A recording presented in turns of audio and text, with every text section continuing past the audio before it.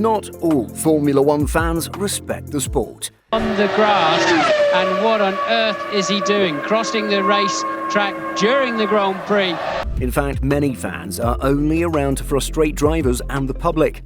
Sum up the qualifying session for us. It looked really tricky out there for the drivers. Yeah, it was quite a tricky qualifying, you know. From moments like this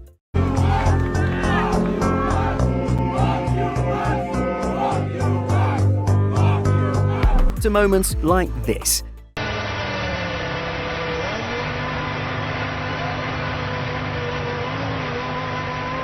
These are some of the times Formula One fans lost their minds, completely disrupting the races, disrespecting drivers, and making themselves look like utter fools. A championship decided by a backmarker. The year is 2021, and two incredible drivers are fighting for the championship. In what is considered the most significant title fight in history, it came down to the final lap. You see, the championship was slowly slipping away from Lewis Hamilton and Mercedes. Then the British outfit brought a beast of a car for the final 3 races. By the time the championship reached Abu Dhabi, the stakes were clear. Winner takes all. After the first lap of battling, Lewis took a commanding lead, and by all accounts he looked untouchable. Not only was Lewis going to destroy the Red Bull, but stood on the verge of his 8th world title. Meanwhile, two drivers, Mick Schumacher and Nicholas Latifi, were battling it out at the back of the race when this happened. Will we get any more racing laps or not? What jeopardy at the end of this Grand Prix, the end of this World Championship. Latifi crashed, bringing out the safety cars, leading to Max Verstappen diving into the pits for a fresh set of soft tyres. Meanwhile, Lewis had stayed out on worn hard tyres. Once the race got underway for a single lap, Lewis was a sitting duck, and the Dutchman easily dived down the inside of turn 5. And the rest? Well, that is history. However, it was not the end for Latifi, receiving death threats, with many believing he was bribed to actually crash and help Verstappen win. Now, this would sting Lewis and Mercedes, but sending death threats to the son of a billionaire for purposely crashing is a little ridiculous. But what do you think? Regardless, Verstappen won the race and became a World Drivers' Champion. Do you think Lewis was screwed? Climate activists disrupt Formula One 2023 British Grand Prix. Let's face it, climate activism is a very important thing, but when it comes to Formula One, it might not be the best idea. At the same time, one of the worst accidents took place, with Alfa Romeo driver Zhou Guanyu smashing into the barriers. However, as the marshals tried to assist, a bunch of climate activists had an entirely different idea. They jumped the barricades during the safety car period and stormed the track. Moreover, these individuals simply sat on the track as if they were at home. Needless to say, marshals and the police quickly intervened, quickly dragging these individuals off the track before the restart. But their plan ultimately failed, as even the broadcasting ignored them and refused to give them the publicity they wanted. The 5 invaders were charged and found guilty of endangering drivers and marshals, clearly showing why it is a ridiculous idea to run onto any Formula One track. Hockenheim 2000 track invader. The 2000 Hockenheim Grand Prix will forever be remembered for Rubens Barrichello. The Brazilian had a horrible qualifying, starting the race on P18. This was a massive shock when compared to Michael Schumacher, his teammate, who was on the front row.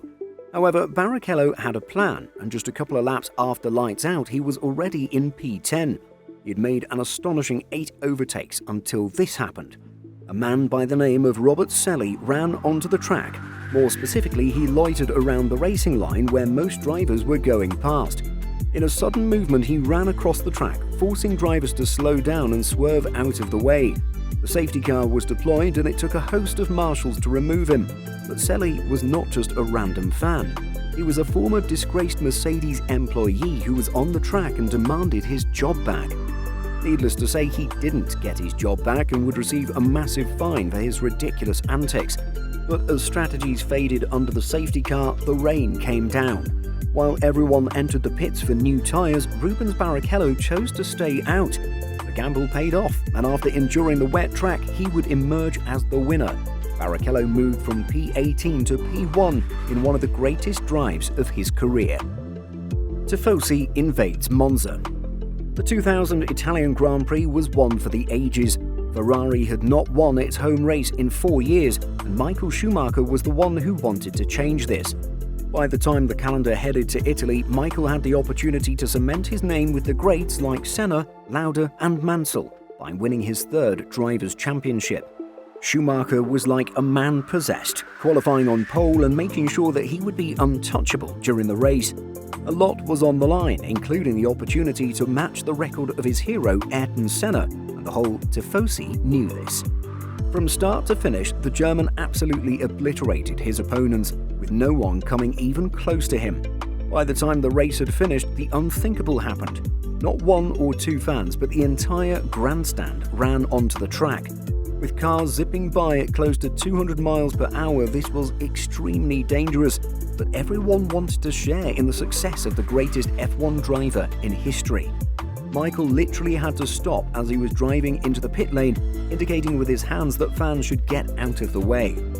This would still be one of the biggest track invasions in history, with everyone looking to enjoy the celebrations with Michael. Fight in the stands, Mexico GP 2023.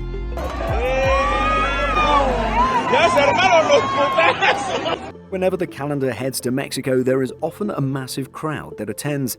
Sergio Perez might not be the greatest driver, but he always brings a lot of support to races, specifically in Mexico.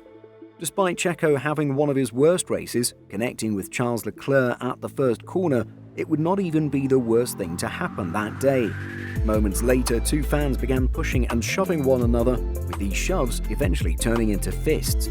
Luckily, one slightly larger Mexican took things into his own hands. He grabbed the instigator by the neck, pulling him and rendering his fighting useless. But the video went viral. Many fans even began referring to him as the brand new Mexican Minister of Defense. Nevertheless, the incident quickly came to an end, but this would only set the stage for what was about to come. A month later, similar scenes erupted at the Abu Dhabi after-party. Drunk fans began throwing bottles at each other, even trying to harm others. This would be a complete disgrace for Formula One, which ultimately led to a few charges being lobbied against many of these individuals. But perhaps the worst of these is the abuse both Lewis Hamilton and Max Verstappen had faced during their careers. Fans hate Lewis and Max. When you're the best in the world, you're likely to have a lot of haters, and I mean a whole lot. Since Lewis came of age and won a couple of championships, many fans clearly turned on the Brit. Since he was the first person of colour to win this grand title, he's been the subject of repeated abuse from various fans wherever he has gone. Even on social media, the Brit often just had to endure, with fans calling him a negative crybaby, and many more names I'd rather not say to protect this channel. Now, Lewis is always the nice and cordial guy who tries to get the fans on his side.